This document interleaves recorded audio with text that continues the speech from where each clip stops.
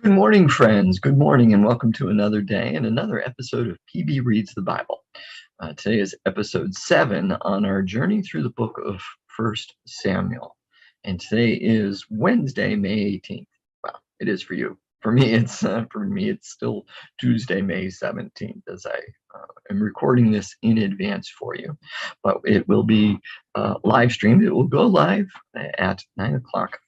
So it must be at least 9 o'clock on Wednesday if you're watching this morning. And welcome. Thank you for joining me. Thank you for being together with me in this way. Love being able to do that. We're going to get right to it today. I'm not going to mess around because the way I'm doing this, the system we're using, only allows me 30 minutes to record, to live stream a recorded video. Fortunately, chapter 7 is again a pretty short chapter. We'll have some stuff to talk about it, but I don't think we're going to get a full 30 minutes out of it today. So again, maybe I could have tied it into yesterday's when we were talking about 6, but it is different. And it begins this next section of First Samuel, the section dealing with Samuel and some other things. So when we ended yesterday, it said that we had, there were the two problems, the two crises that Israel was having. One is the crisis, the moral crisis, at least in part due to the failure of Eli and his sons, Hophni and Phinehas, and the corruption of the theological system.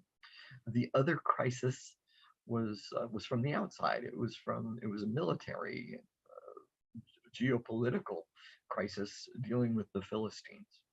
Okay, so where is God going to go from here? How is God going to solve these problems for Israel? God has demonstrated God's strength and independence and freedom to do whatever God wants to do. And so we're going to find out. We're going to find out here in chapter 7 what God's plan is. What God's plan is. So we're going to start from chapter 7, verse 2, because we read verse 1 yesterday. It goes with 6. From the day that the ark was lodged at Kiriath Jearim, a long time passed, some 20 years, and all the house of Israel lamented after Yahweh. Then Samuel said to all the house of Israel, if you are returning to Yahweh with all your heart, then put away the foreign gods and the Ashtartes from among you. Direct your heart to Yahweh and serve him only, and he will deliver you out of the hands of the Philistines. So Israel put away the Baals and the Astartes, and they served Yahweh only. Then Samuel said, gather all Israel at Mizpah, and I will pray to Yahweh for you. So they gathered at Mizpah and drew water and poured it out before Yahweh. They fasted that day and said, we have sinned against Yahweh.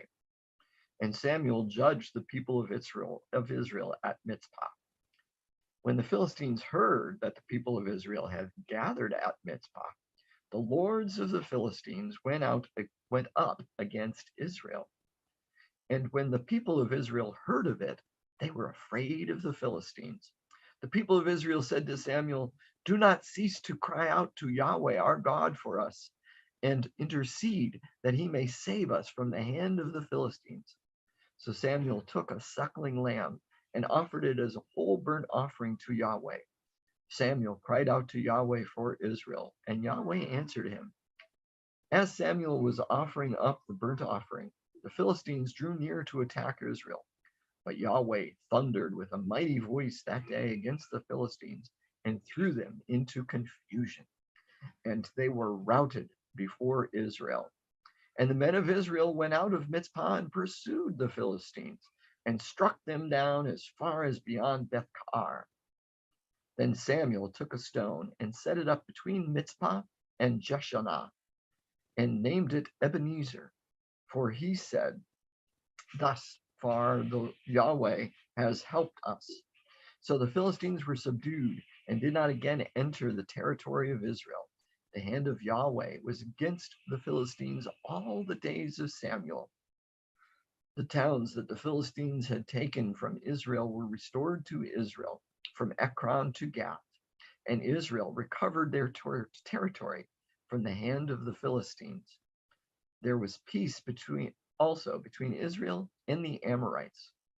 Samuel judged Israel all the days of his life. He went on a circuit year by year to Bethel, Gilgal, and Mizpah, and he judged Israel in all these places. Then he would come back to Ramah, for his home was there. He administered justice there to Israel and built there an altar to Yahweh. Pause. End of chapter 7. Okay.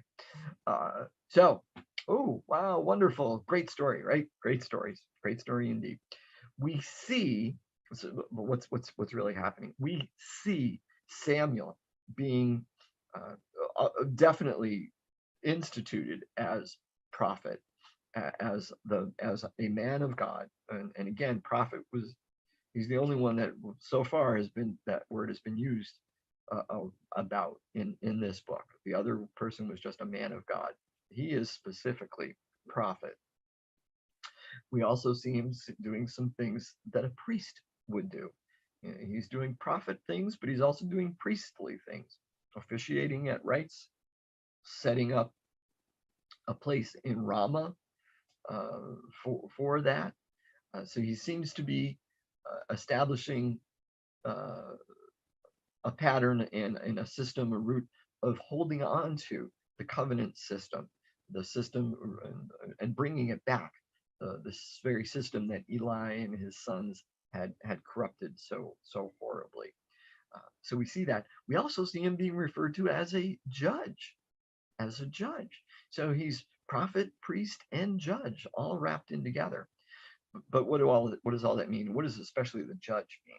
Because if you followed when I read through Judges, judges weren't our idea of judges as far as what's right and what's wrong.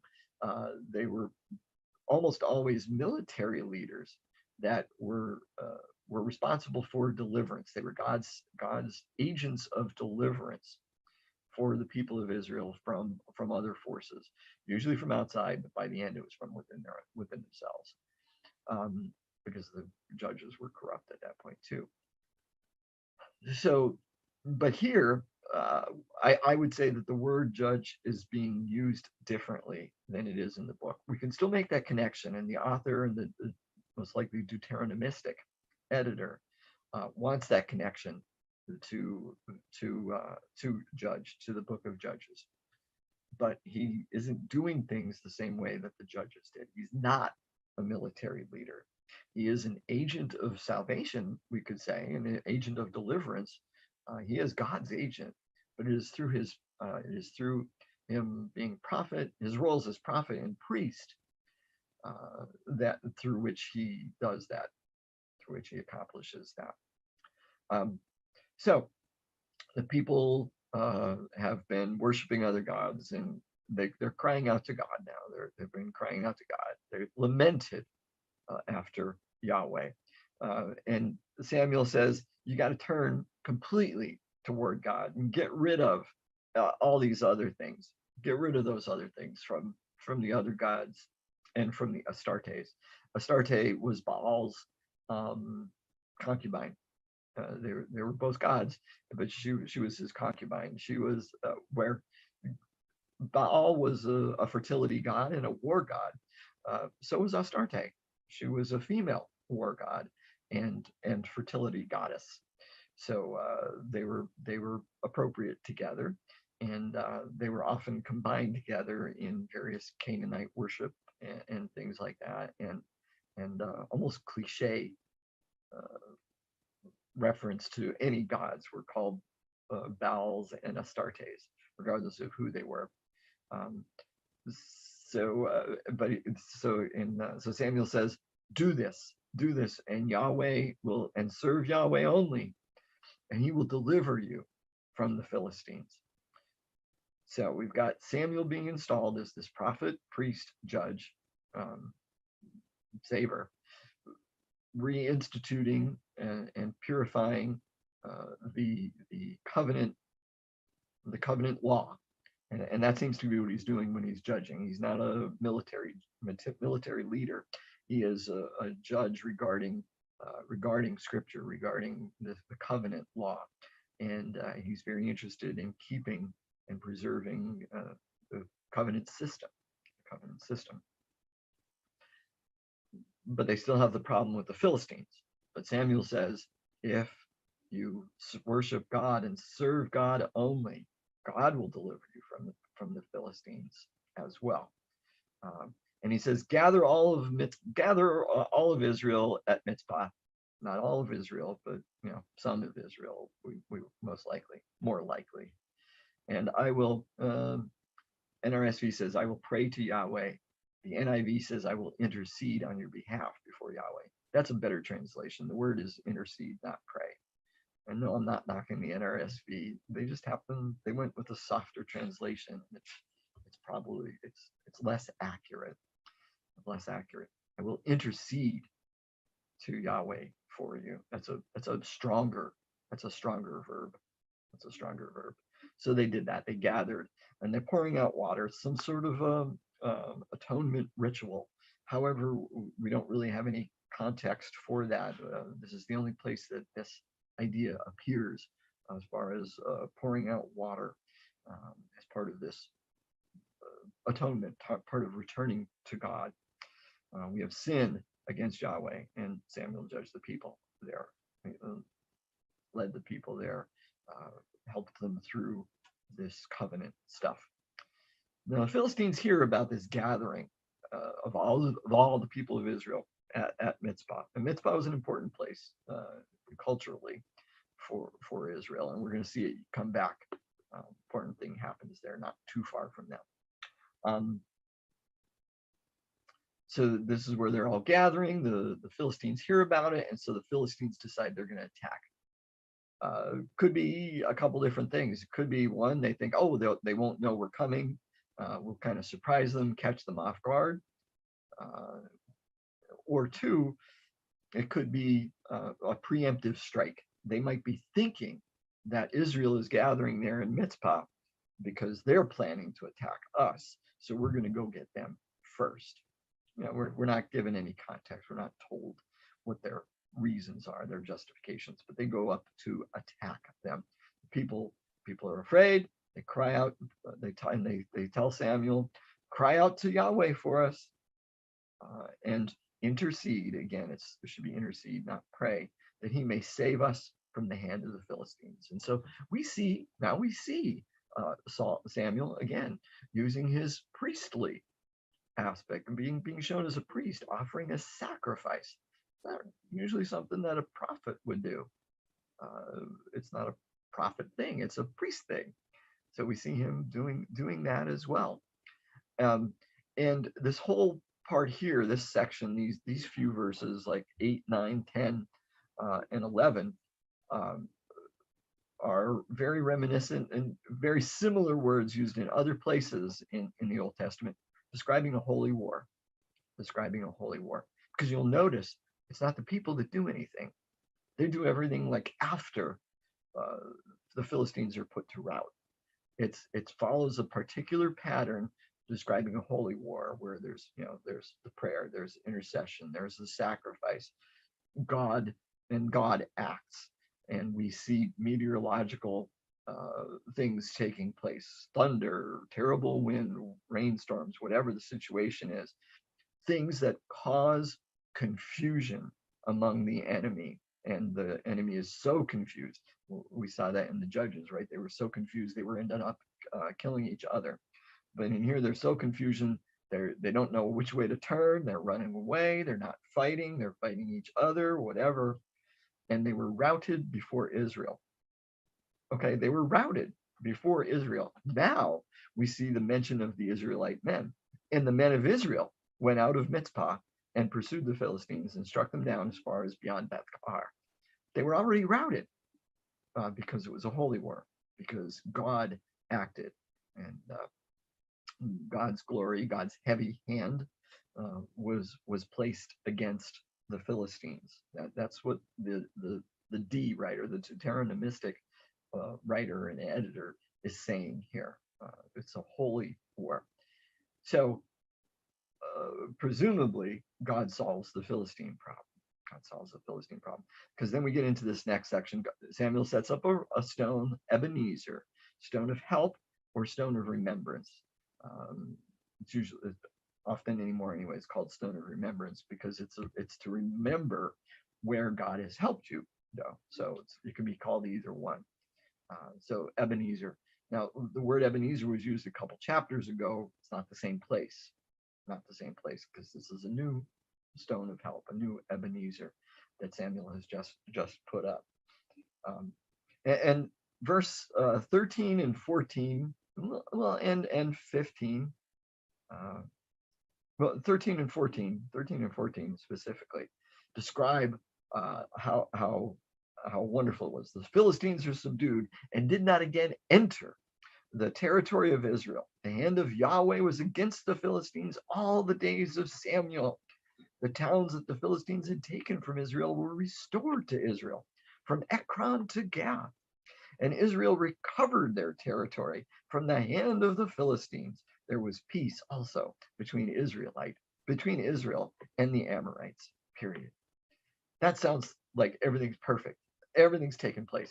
No, not so. This seems to be, and again, something by the Deuteronomistic writer, how things could or should or will be if you just let God be king and let God be in charge. That's how things would be. But we're going to see that that's not the case. The people in the very next chapter are going to demand a king. We want a king just like the other countries have. And so this section here is an exaggeration because we're going to see the Philistines attacking again. They're going to continue to be a problem for Israel, for Saul, throughout Saul's reign as king. He dies in a battle with the Philistines. It's not until David comes along that the Philistines are finally subdued because they relied on a human king rather than trusting God to be their king. This author would be saying that, God would make this happen, but you guys kind of messed it up, is what we're going to be seeing. Because this says that this happened, that they never even came into Israel as long as Samuel is alive. Wrong. We're going to see them attacking while Samuel is still alive. And he judged Israel all the days of his life, and he sets up a circuit. Now, we need to understand things geographically. These three places, Bethel, Gilgal, and Mitzpah, aren't that far apart. It's not like he's doing a grand circuit. He's not a circuit rider covering hundreds of thousands of miles. He is going through this small circuit, just in one area. And I think all three of these are in the area of the region of Benjamin. So he's just covering this area. It's not all of Israel. It's this section. And he's doing this circuit, going around judging, probably referring to the covenant law, not militarily judging. And that's the end of chapter 7. Woohoo! See, I was right. I wouldn't have to, this wouldn't be a half-hour session. It's only a 20-minute session. Woo-hoo! Have some time to spare. But that's okay. We'll be back again tomorrow, Thursday morning. Again, it will also be a video recording. I might do it today still. So if you see this shirt, I didn't wear it 3 days in a row. I'm just doing all 3 videos in one, but probably not going to do it today. Probably going to do it tomorrow. I think I have too much stuff to do today still. So, my friends, thank you for joining me. I do pray that this has been a blessing to you, that you have learned something or relearned something today in what we've read and said together. As you go about your days, not just today, but every day, keep those eyes and ears, physical and spiritual, open to what our living, loving, active God is doing in your life and the lives of those around you. When you see it, when you hear it, say, thank you, God, and then tell somebody about it. Till we meet again, my friends, be blessed. Bye.